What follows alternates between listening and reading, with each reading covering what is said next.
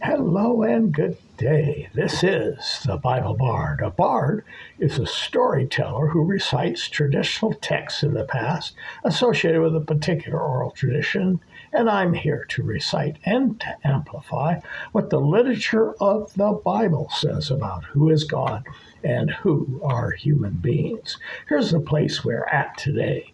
In today's episode, we examine what an anonymous music director wrote nearly 3,000 years ago, sometime between the 10th and the 7th century BCE, during the era of Solomon or Hezekiah in Judah in the Middle East. In this Psalm 49, this writer presents three radical ideas that challenge both ancient and modern religious assumptions.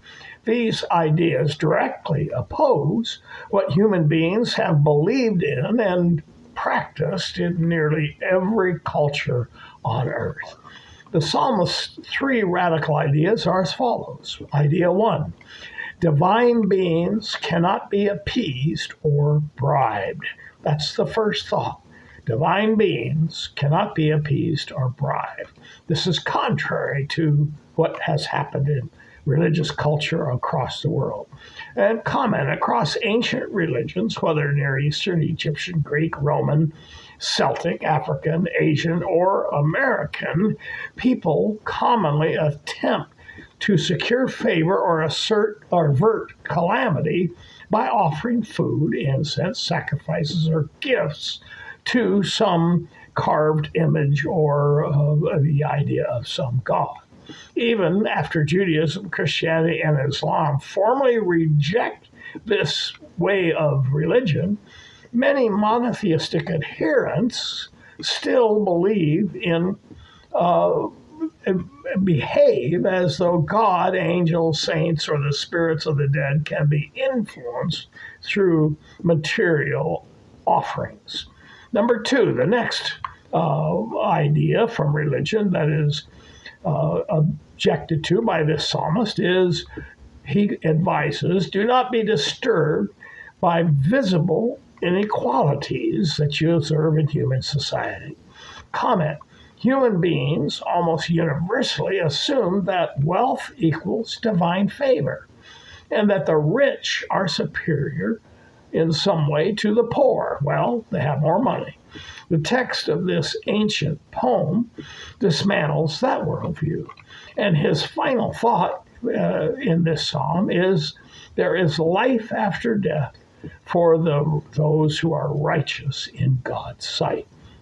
Comment: contrary to claims that belief in the afterlife emerged late in the Jewish religion, Psalm 49 asserts a clear hope beyond death long before the Second Temple period. And we will examine that idea quite closely. Let's look directly at what this literature states, how the writer poses his central question and what argument he develops. We're doing this in a literary way. To follow along, I've provided a PDF of the full psalm in the comments. You can click the link and the PDF will open so you can read along. Discussion. The writer of Psalm 49 begins by defining his audience. And we do this all the time here in the Bible Bard. He says, quote, "Hear this, all you peoples. Listen, all who live in this world, both low and high, rich and poor alike." End quote. This introduction in the psalm tells us several things. The message transcends ethnicity. It transcends class, culture, and time. It concerns all human beings and includes us. The writer advises that his poem is going to discuss social standing and economics. He says, quote, "My mouth will speak words of wisdom. The meditation of my heart will give you understanding." Comment: the writer promises wisdom and understanding of his social and economic topic. But he says, quote, "I will turn my ear to a proverb. With the harp I will expound my riddle." end quote. Comment, we know that his writing is going to be a literary and poetic exposition of this topic. And he gives us his thesis as a question. He says, quote, why should I fear when evil days come, when wicked deceivers surround me? What a strange and profound question this is. Comment, what makes the day evil? Well, in the text, it's wicked deceivers surround the writer. According to the Bible, deception is always wicked, but deceivers are also often self-deceived. The writer says the rich lack enough money to pay to live forever. The implication is that this class of wealthy people live as if possessing material things grants to them an immortality. This is delusion, of course. So here's answer number 1. He says, quote, people, despite their wealth, do not endure. They are like the beasts that perish. Now that seems a pretty obvious statement, but yet in human experience, and especially in religious culture, this isn't how it usually works. He says, do not, or we should not fear in the evil day. I mean, remember, that was his question. We should not fear in the evil day because the wicked that surround you are self-deceived, and what they trust in, wealth and riches, will not save them from death. So when he asks the question, who should I fear? What should I do? His first answer is, well, don't fear people because they're going to be like the beasts that perish. Answer number 2 is, he says, that wealth cannot prevent God's judgment. The writer goes on in the second point, and he says, quote, no one can redeem the life of another or give to God a ransom for them. The ransom for a life is costly. No payment is ever enough. Verses 7 and 8. Comment, the wicked are mortal and powerless before God. Wealth will not defend them from the judgment of God for their wickedness. You cannot buy your way into heaven and out of judgment. How do we know that the wicked will be judged and destroyed by God? The writer declares that no matter the amount of money a person possesses, he says, quote, all can see that the wise die, that the foolish and the senseless also perish, leaving their wealth to others. This is the fate of those who trust in themselves and of their followers who approve their sayings. They are like sheep and are destined to die. Death will be their shepherd. End quote. That's verses 10 to 14. Comment. Imagine that when you awoke today, that you were a sheep. No matter how well your shepherd takes care of you, you exist to be slaughtered. Your shepherd views you not as a soul to be nurtured, but as a commodity to be converted into value for his benefit. Your shepherd does not provide kindness and protection. Death is your shepherd. This is the actual state of those deceived into believing their place in the world reflects their place in eternity. Comment, this point was also made by Jesus when he spoke to the rich young ruler, and we have another podcast about that conversation, about those who you lack one thing. And the rich young ruler could not give up his earthly riches to gain eternal riches. When he was asked to do so, he chose temporary religious or riches on earth, not eternal. See Bible Bard 93, what you lack. Jesus said that no matter how good and moral a person was, they always lack one thing needed to finally secure eternal life. Furthermore, Jesus made it harder. The material wealth of a person, he said, can hinder them from acquiring eternal riches. Answer number 3 from the psalmist, we're back on the psalm. The destinies of the righteous and the wicked, whether rich or poor, are different. God himself redeems the righteous, he says, and claims them as his own. Look what the text says, quote, "But God will redeem me from the realm of the dead. He will surely take me to himself." That's verse 15. Comment. The last reason not to fear is not our psychological boldness, material wealth, or social circumstances. It is based upon the character of God. Because God is righteous, he rescues the righteous from death and claims them as his own. This text states a hope of life after death for those God takes, quote, as his own, end quote. When God claims you as his own for eternity, your current earthly circumstances don't matter. Summary. These 3 answers given by the anonymous psalmist directly contradict what most common religious instincts of humanity are. The idea that you can appease spiritual beings by offerings and thereby gain their favor and avert calamity is widely true in most human cultures, from the most ancient Near Eastern religions to Egypt, Greek, Roman religion, Celtic, Germanic, Norse religions, Chinese religion, and folk Taoism and Hindu traditions like the Vedic period, Buddhism, folk and Mahayana expressions like offerings to Bodhisattvas, in African tradition religions, Native American religions, Central and South American religions, the Maya, the Aztec, the Inca, and in Voodoo and Santeria traditions. This is the idea. You appease spiritual beings through offerings and gain favor and avert calamity. The second idea is that the wealthy in this world have a special relationship with the divine. And that also is almost universal in human society.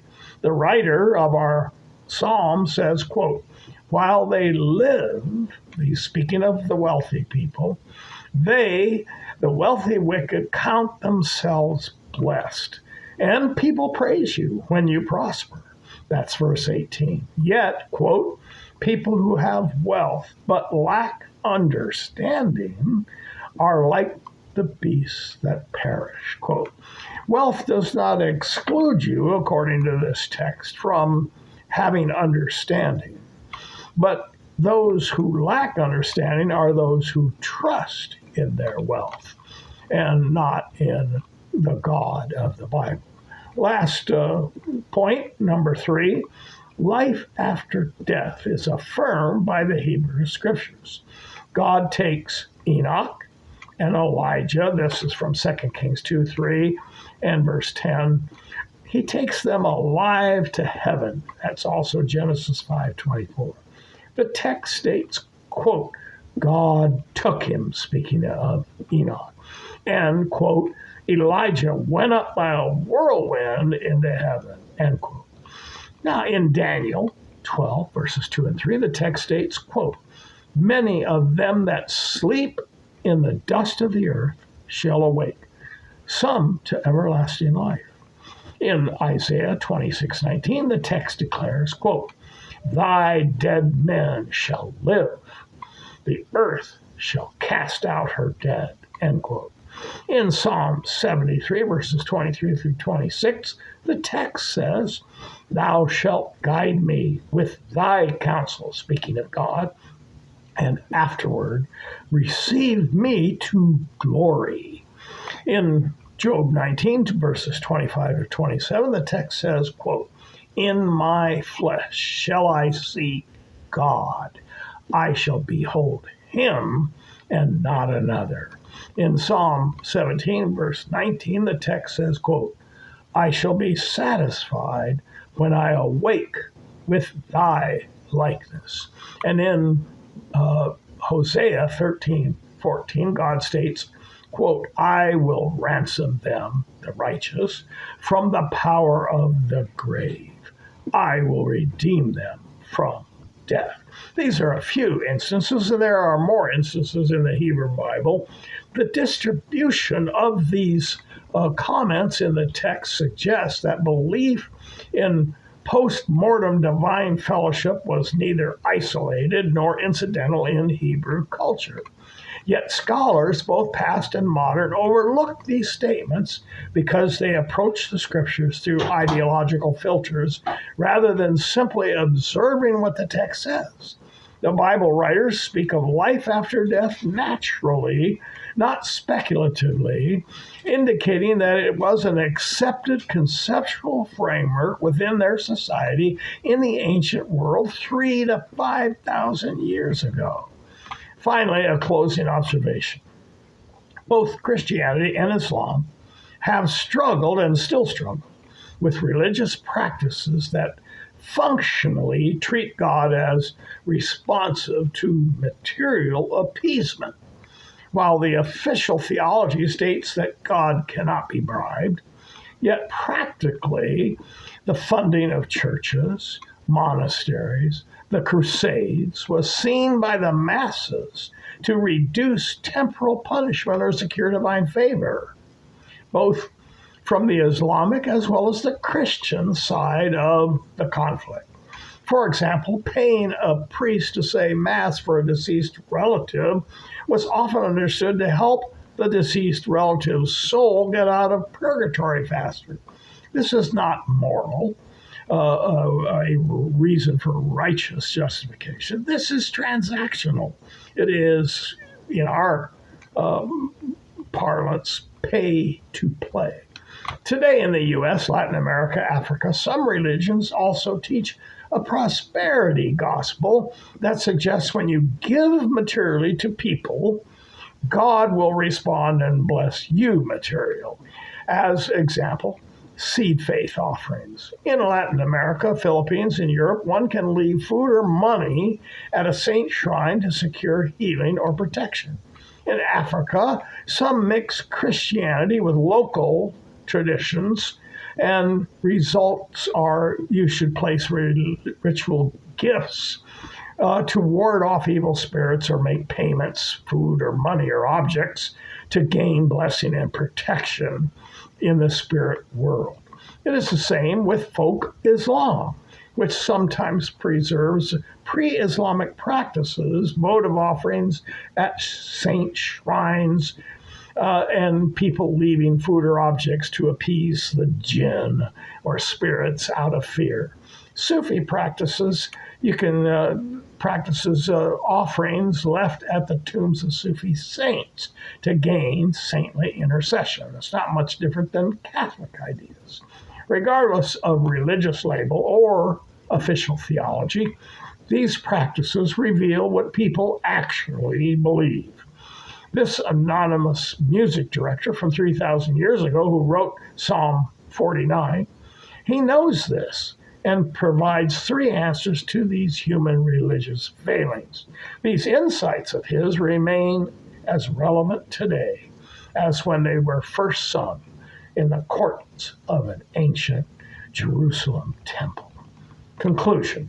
This is the way the Bible Bard works. Brief recitations, closely focused, no distractions, no rabbit trails. We are talking about what the literature of the Bible states, the ideas and concepts it presents, because most people have never engaged with biblical thought. Make up your own mind whether you agree or disagree with the Bible's pronouncements. But after watching or listening to a podcast episode, go to www.biblebard.org, our website, to download a transcript so you can read and refer to the content of the podcast. You can also support the Bible Bard podcast on Patreon. As little as $1 a week or $5 a month helps to cover the costs of the podcast. You can also give at GoFundMe or at the website donations tab, and then make a contribution. The Bible Bard himself takes no salary and does not financially benefit from the gifts of supporters to the ministry.